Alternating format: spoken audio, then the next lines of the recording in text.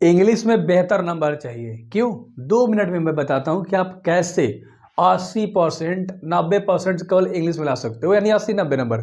Basically तरीका क्या है तुम्हारा, देखो 50 नंबर का ऑब्जेक्टिव है, 50 नंबर का सब्जेक्टिव है। ऑब्जेक्टिव वाले में हर चैप्टर वाइज इंग्लिश का बुक कर लेना है, और ग्रामर में तुम्हें क्या क्या करना है सुन लो, ठीक है? मैं लिख देता हूं। प्रेपोजिशन कर लेना, यहां से तुम्हारे बहुत ऑब्जेक्टिव पूछता है। आर्टिकल कर लेना, यहाँ से तुम्हारे क्वेश्चंस बनते हैं। नाउन कर लेना, यहाँ से तुम्हारे क्वेश्चंस बनते हैं। प्रोनाउन कर लेना मेरे भाई, यहाँ से तुम्हारे क्वेश्चंस बनते हैं।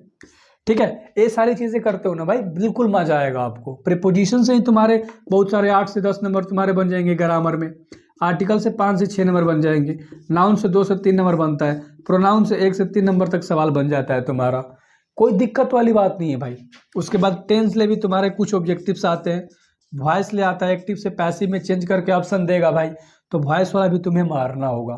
उसके बाद तुम्हें जेंडर पकड़ना होगा, कौन सा मैस्कुलिन है कौन फेमिनिन है, समझ रहे हो?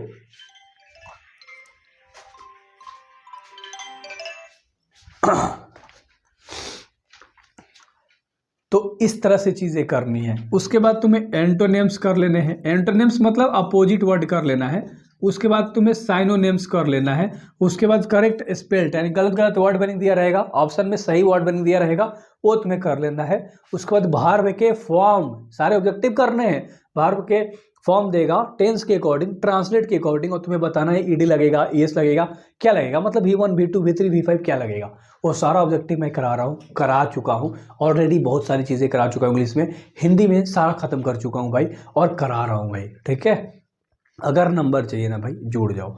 समझ में आ गया होगा। और बुक और ग्रामर 50 नंबर अब हम लोग किनारे रख दे, क्या रख दे इसको? चलो ठीक है, मैं प्लेलिस्ट भाई बता दूंगा तुम्हें, टेंशन मत लो। आगे वीडियोस में एक प्लेलिस्ट बताऊंगा तैयार करके, उसमें सारी चीज़ें डाल दूंगा, सब देख लेना भाई, बस कुछ दिनों की बात है, डाल दूंगा।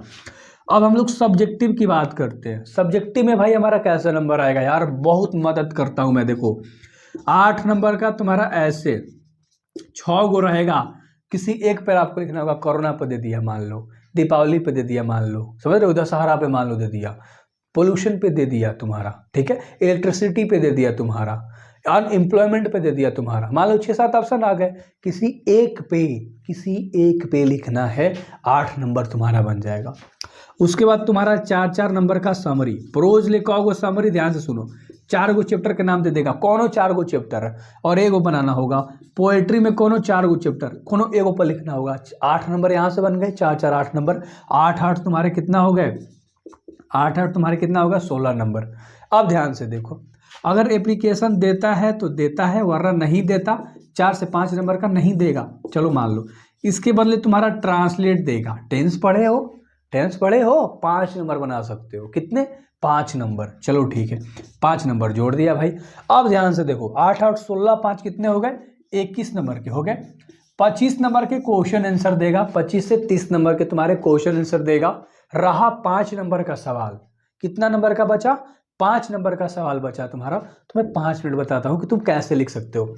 एक पैसेज दे देगा, क्या दे देगा, पैसेज देगा, 4 लाइन का देगा, उसमें 4 को क्वेश्चन बना देगा, ठीक है, और इसी को पढ़ के इसी में से तुम्हें चारों क्वेश्चंस के आंसर लिखने होंगे। अगर आप इस क्वेश्चन को अच्छी तरीके से ऐसे ढंग से लिख देते हो ना, अच्छे ढंग से, 5 नंबर तुम्हारे मुट्ठी में हो जाएगा। ये भी नहीं बनाने आएगा, चलो एक और बता देता हूँ, ए या करके देगा, टेंशन मत लो, या करके देगा। अगर ये नहीं बनाने आ रहा है तो पैसेज की जगह पर देता है राइटर के नाम दे देगा, और इधर चैप्टर का नाम दे देगा, और इधर मिलान करने के लिए बोल देगा 5 नंबर में। अब भाई बोयार बोर्ड कितना आसान कर दे तुम्हारा एग्जाम, बताओ। इंग्लिश में अच्छा नंबर आप स्कोर कर पाओगे, क्योंकि आपको ट्रांसलेट नहीं आता तो राइटर और चैप्टर का मिलान करने वाला बना सकते हो। अगर वो भी आपको नहीं आता, पैसेज बनाना है, अगर वो भी आपको नहीं आ रहा है तो लेटर लिख के नंबर ला लो, ऐसे लिख के नंबर ला लो, ठीक है। तो इस तरह से भाई बिहार बोर्ड इतना आसान कर दिया है कि और ऑप्शन देता है, 6 देता है, बोलता है 3 ही बनाओ तुम। ट्रांसलेट नहीं बना सकते, राइटर के चैप्टर के अकॉर्डिंग मिलान कर दो कि कौन से चैप्टर की कौन से राइटर है तुम्हारे। तो इस तरह से चीज़ें तुम्हारे एग्जाम में दे रही है भाई। हिंदी में सेम वही पैटर्न है, इंग्लिश में सेम वही पैटर्न है। बाकी 50 नंबर का तुम्हारा ऑब्जेक्टिव हो गया। तो तुम कह रहे हो कि इंग्लिश हार्ड है भैया, हिंदी हार्ड है भैया, कैसे हार्ड है भाई, हार्ड बिल्कुल भी नहीं है। तुम्हारा माइंड क्लियर नहीं कर पा रहा है, ठीक है, कि एग्जाम में क्या आता है, क्यों नहीं आता भाई, कैसे आता है, किस तरह से आता है भाई, तो हर चीज़ को आपको ना क्लियर करना है। और मैंने क्लियर किया इस वीडियोज़ में भाई, पूरा देखो इसको, समझ रहे हो। बेस्ट ऑफ लक, फोड़ दोगे अब एग्जाम में ना, इंग्लिश और हिंदी दोनों बता चुका, अब बताऊंगा आगे के सब्जेक्ट सारे करा भी रहा हूँ भाई, फोड़ दोगे, बिल्कुल भी फोड़ दोगे भाई, मैं हूँ ना, ये सारा करा भी रखा है और करा भी रहा हूँ, PDF भी दे रहा हूँ।